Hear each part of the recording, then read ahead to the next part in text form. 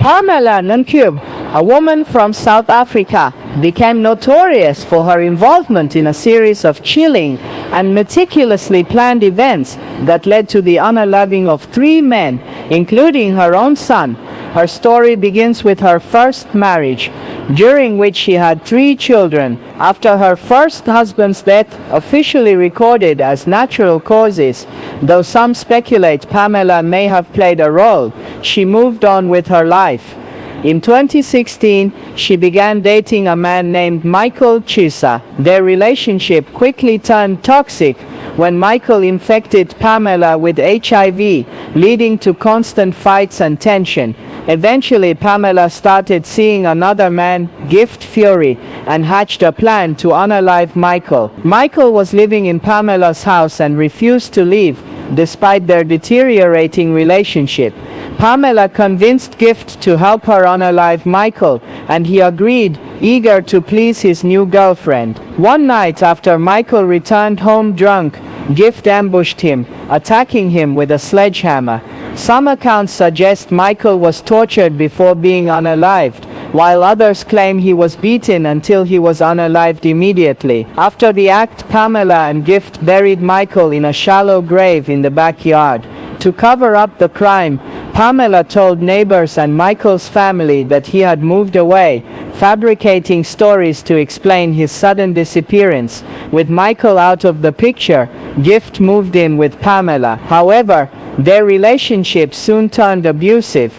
Gift began physically assaulting Pamela and her children, including her 17-year-old son, Aviwe. The abuse became unbearable, and Pamela decided to unalive Gift. She enlisted Aviwe's help, and together they poisoned Gift's food and drink. When Gift became weak and realized he had been poisoned, Pamela and Aviwe held him down and drowned him by shoving his head into a bucket of water.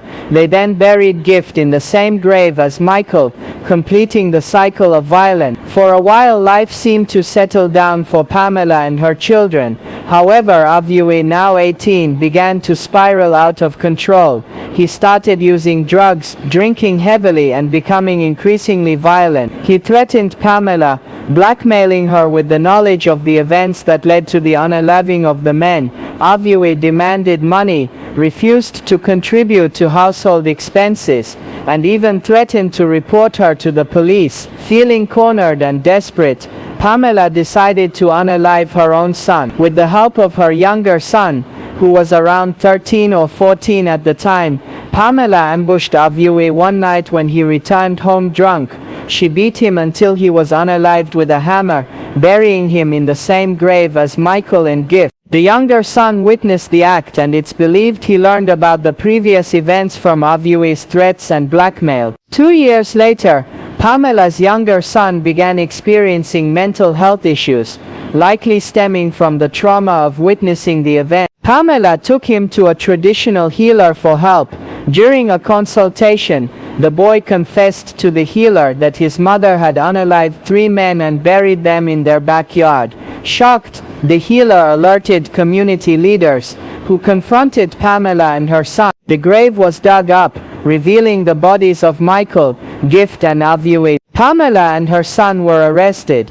During the trial, the younger son testified against his mother, revealing the gruesome details of the events. Pamela showed no remorse, claiming the men were abusive and deserved their fate. She even tried to shift the blame onto her younger son, but the court didn't believe her. The son's charges were dropped, and he became a key witness against Pamela. In 2020, after 4 years of detention and a 3-year trial, Pamela was found guilty of all 3 events leading to the unaliving of the men and sentenced to 3 consecutive life sentences, ensuring she would spend the rest of her life in prison. The case shocked South Africa due to the calculated and manipulative nature of Pamela's actions. She orchestrated each event with the help of her next victim, showcasing a level of cunning and ruthlessness that left many in awe. The story is a chilling reminder of how far some individuals will go to eliminate those they perceive as threats,